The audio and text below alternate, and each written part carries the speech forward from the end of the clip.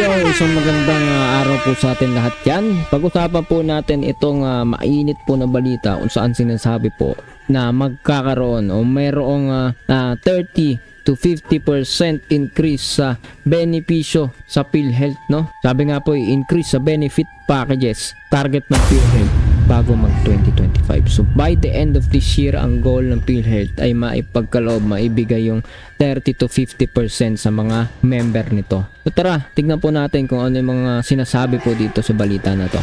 Pero bago ang lahat ng yan, marami po sa ating mga viewers ay hindi pa nakasubscribe. Kaya please hit the subscribe button and the notification bell para maging updated ka palagi sa mga videos po natin. So yun na nga, let's go!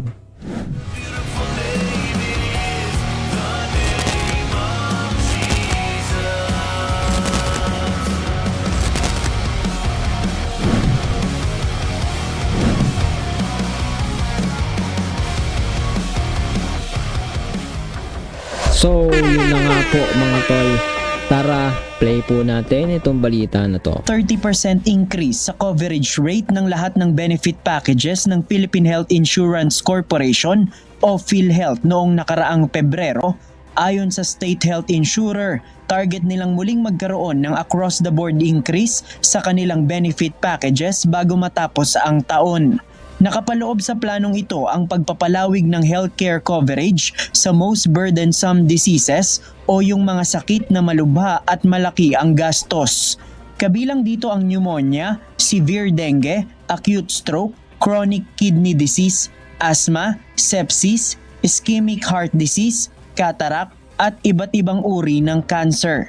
Talagang we are working very hard in PhilHealth to get there, no? Naghahabol talaga kami kasi more than 10 years, hindi na-increase yung packages. So, ngayon, naghahabol kami. So, bago po matapos ang taon, ay makukumpleto na po natin yung at least top 10. Ganon din po yung nabanggit na bago matapos ang taon, yun pong possible another round of 30 to 50% increase. Samantala, suportado umano ng mga opisyal ng PhilHealth na ibaba ang buwan ng premium contribution ng mga miyembro nito. Ito'y dahil meron ng naipon ang ahensya na nasa higit 500 billion pesos na pondo mula sa monthly contribution ng mga miyembro. Sapat na nila ito para i-cover ang pangangailangan ng mga Pilipinong nagpapagamot na kino-cover ng healthcare packages. Ayon kay PhilHealth President Emmanuel Ledesma, ang panukala ay ibaba sa 3.25% ang monthly contribution mula sa kasalukuyang 5%. Kapag naisakatuparan nila ito, nasa higit 40 billion pesos kada taon ang mababawas na gastos sa lahat ng contributors.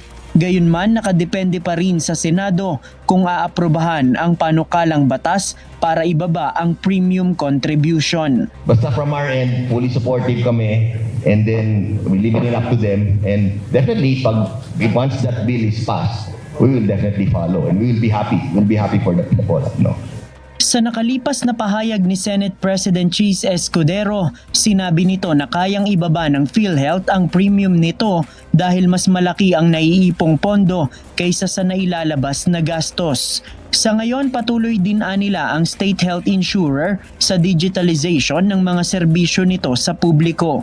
Kasama sa ginagawang improvement ang paggamit ng artificial intelligence sa pagkolekta ng mga data.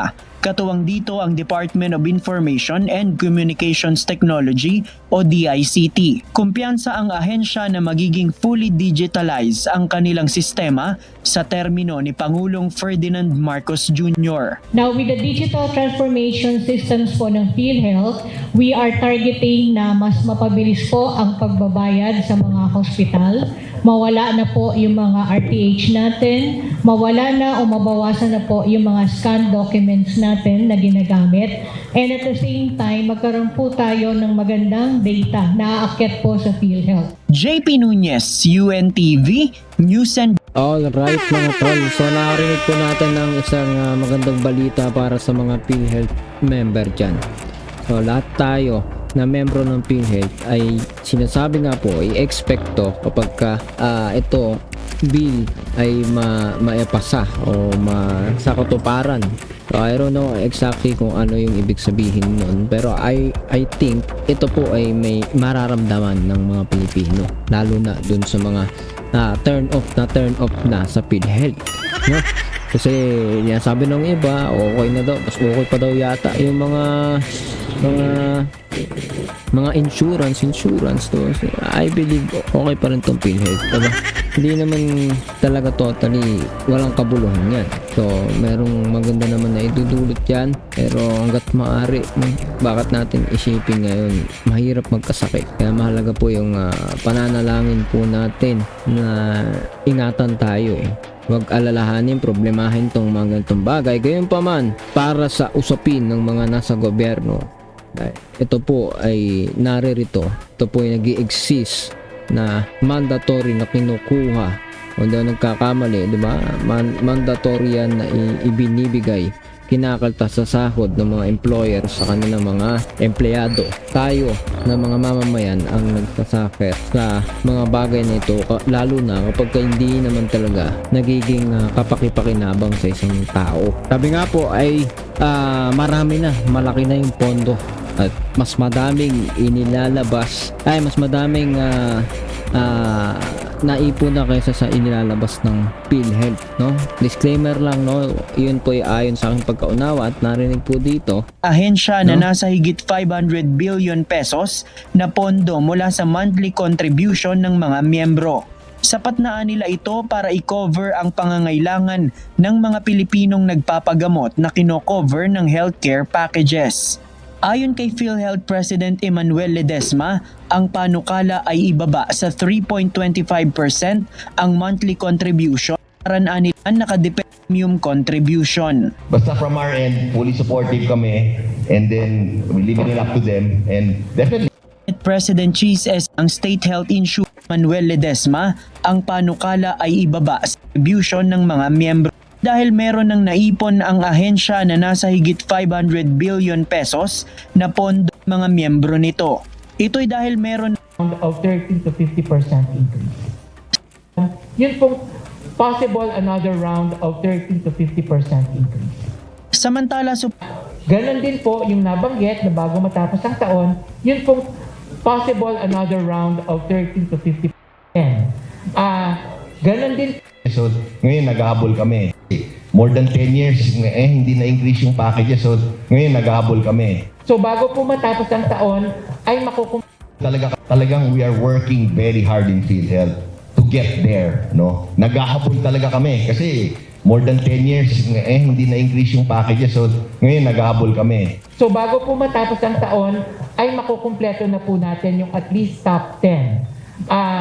Ganon din po yung nabanggit na bago matapos ang taon, yun pong possible another round of 30 to 50% increase. Samantala, suportado umano ng mga opisyal ng PhilHealth na ibaba ang buwan ng premium contribution ng mga miyembro nito.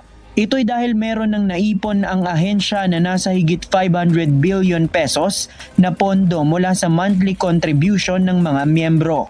Sapat na nila ito para i-cover ang pangangailangan ng mga Pilipinong nagpapagamot na kino-cover ng healthcare packages. Ayon kay PhilHealth President Emmanuel Ledesma, ang panukala ay ibaba sa 3.25% ang monthly contribution mula sa kasalukuyang 5%. Kapag naisakatuparan nila ito, nasa higit 40 billion pesos kada taon ang mababawas na gastos sa lahat ng contributors. Gayunman, nakadepende pa rin sa Senado kung Okay guys, so yan nga ang ating mga nakita po sa balita na ito, dahil ginagawa po nila ang best nila ngayon upang maihabol itong dapat siguro matagal nang ini-increase, no? Hinahanap ng mga tao, pero ngayon lang nagkaroon ng pagkakataon. So ikaw, anong masasabi mo dito po sa usapin na ito? Kasi iba ayaw na sa PhilHealth at ang nakakarinig ng mga usapin ng korupsyon, lalo na itong mga nagdaang pandemya, no? Pero hindi naman yan as a whole ay may problema, kundi kung sino ang mga nauupo may mga kapangyarihan, sila po yung mga responsable sa ano ba mga bagay. Pero yung the agency itself ay naniniwala ko ay maganda naman ang layunin kung magagawa lamang talaga ng maayos ang lahat. So ikaw, anong masasabi mo dito? Membro ka ba ng PhilHealth at anong reaksyon mo sa balita na ito? Comment down below, pag-usapan po natin yan sa comment section, at syempre huwag kalimutang pindutin ang subscribe button and notification bell para updated ka palagi sa mga videos natin na parating. See ya sa susunod na video.